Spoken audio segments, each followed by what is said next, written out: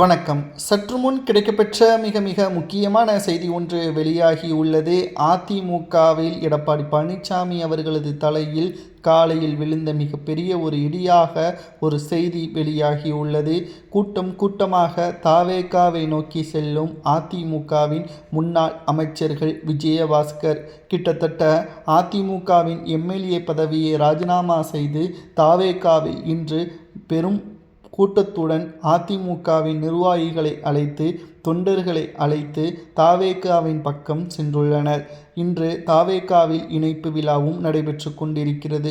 ஆனால் எடப்பாடி பழனிசாமி அவர்களோ கட்சியிலிருந்து துரோகிகள் வெளியேறுகிறார்கள், இதனால் கட்சிக்கு எந்த ஒரு பாதிப்பும் இல்லை என்று கூறுகிறார்.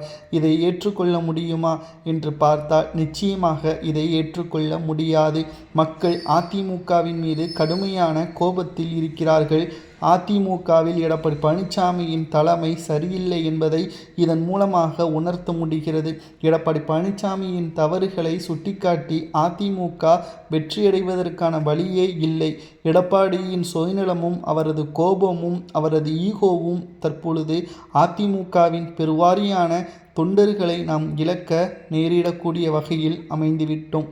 அதிமுகவிற்கு மாற்றாக தாவேகா உருவெடுத்து விட்டது. அதிமுகவின் இடத்தை தாவேகா பூர்த்தி செய்துவிட்டது. எடப்பாடியின் தலைமையில் 11 தேர்தல்களில் தோல்வியை கண்ட அதிமுக இனி வரக்கூடிய காலங்களிலும் அதிமுக புத்துணர்ச்சியோடு வெற்றியடையாது என்ற ஒட்டுமொத்தமான விமர்சனங்களும் அதிமுகவின் மீது முன்வைத்து தாவேகாவில் இணையக்கூடிய முன்னாள் அமைச்சர்கள், முன்னாள் எம்எல்ஏக்கள், மாவட்ட நிர்வாகிகள் என்று சொல்லிக்கொண்டே போகலாம். இதற்கு அடித்தளம் அமைத்தவர் செங்கோட்டையன் அவர்கள்தான். ஆரம்பத்தில் அதிமுகவில் இருந்து விலகி திமுகவின் பக்கம் சென்றவர்களது நிலைமையும் அதிமுகவில் இருந்து விலகி தாவேகாவில் பக்கம் இணைந்த செங்கோட்டையன் இன்று அமைச்சராக பதவியில் இருக்கிறார்.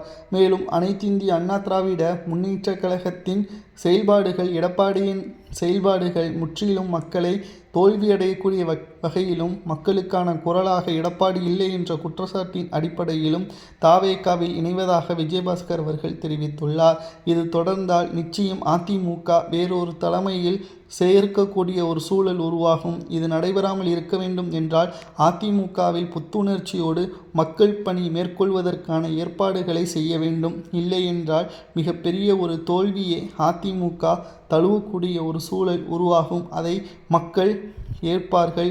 எடப்பாடியால் ஏற்றுக்கொள்ள முடியுமா? தகுதியும் திறமையும் மக்களின் பாதுகாப்பை உறுதி செய்யக்கூடிய கட்சியைத்தான் மக்கள் விரும்புவார்கள்.